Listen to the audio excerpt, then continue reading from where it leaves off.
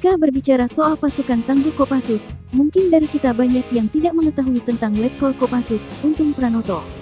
Tegas, berwibawa, ternyata ada kisah unik di balik kiprah Letkol Untung Pranoto bersama baret merah yang disandangnya. Tak akan ada yang menyangka Letkol Untung Pranoto adalah mantan preman terminal.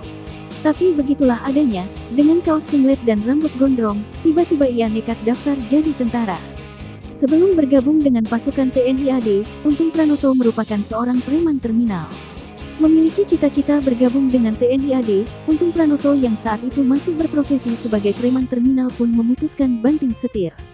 Dalam bukunya yang berjudul Kopassus untuk Indonesia, pada bab Pilihan Hidup, Jadi Bajingan atau Tentara, Untung Pranoto mengungkap bila ia tak ingin selamanya jadi preman. Sebelum bergabung dengan TNI, sehari-harinya Untung Pranoto kerap mangkal di terminal sebagai preman dengan penampilannya yang khas.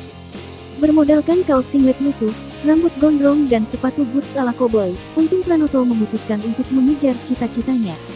Untung Pranoto mengungkap bila ia bosan hidup menjadi preman terminal sehingga ia memutuskan untuk mengabdikan dirinya menjadi tentara.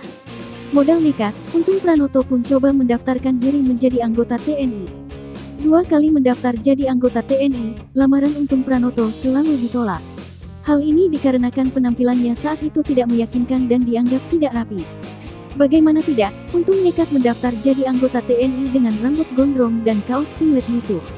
Tentu saja, Untung Pranoto kembali ditolak saat melamar jadi TNI. Menolak gentar, Untung Pranoto kembali mendaftar jadi anggota TNI untuk ketiga kalinya.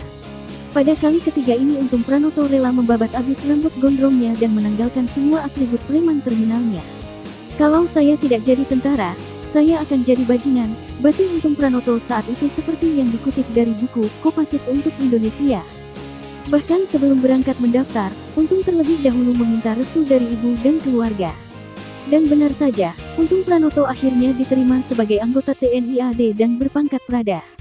Selama menjadi prajurit TNI AD, Untung Pranoto adalah salah satu anggota yang loyal dan selalu antusias dalam mengerjakan tugasnya.